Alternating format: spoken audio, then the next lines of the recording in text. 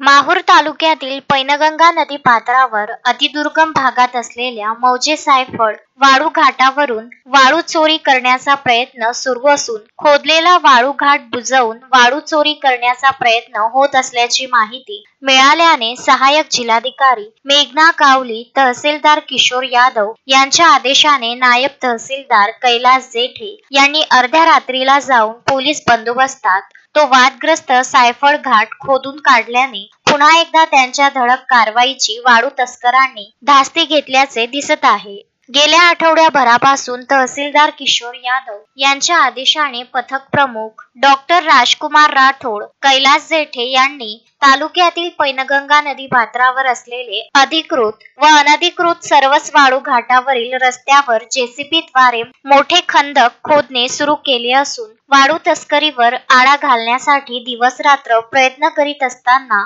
पडसा येथे कर्मचाऱ्यांना वाळू तस्करांनी धमकी दिली, तर अनमाळ ते हडसणी रस्त्यावर वाळू तस्करांनी पथकाला 6 किलोमीटर पळवत गुंगारा देऊन ट्रॅक्टर पळवून नेल्याची घटना घडल्याने वाळू चोरीसाठी रस्ताच राहू नये या उद्देशाने नायब तहसीलदार कैलास जेठे यांनी सायफळ घाटावर खंदक खोदण्याची कारवाई केली। सहाय्यक जिल्हाधिकारी मेघना कावली, तहसीलदार किशोर यादव हे वाळू तस्करांच्या मुळावर उठल्याने वाळू तस्करी जवळपास बंद झाली आहे। महसूल विभागाने वाळू तस्कर विरोधात धडक कारवाया सुरू ठेवल्याने वाळू तस्करांनी कैलास जेठे यांनी खोदलेले वाळू घाट बुजवून पुन्हा वाळू चोरी करण्याचा प्रयत्न सुरू केल्याने नायब तहसीलदार कैलास जेठे यांनी सायफळ घाट गाठून अर्ध्या रात्री पोलीस बंदोबस्तात घाट 20 ते 25 मीटर लांब आणि 15 ते 20 फूट खोल खोदून काढला आहे। वाळू तस्करीत एखाद्या ट्रॅक्टर टिप्पर चालकाचा प्रत्यक्ष अप्रत्यक्ष सहभाग आढळून आल्यास त्याच्या घरूनही ट्रॅक्टर जप्तीची कारवाई करण्यात येईल आणि गुन्हाही दाखल करण्यात येईल असा कडक इशारा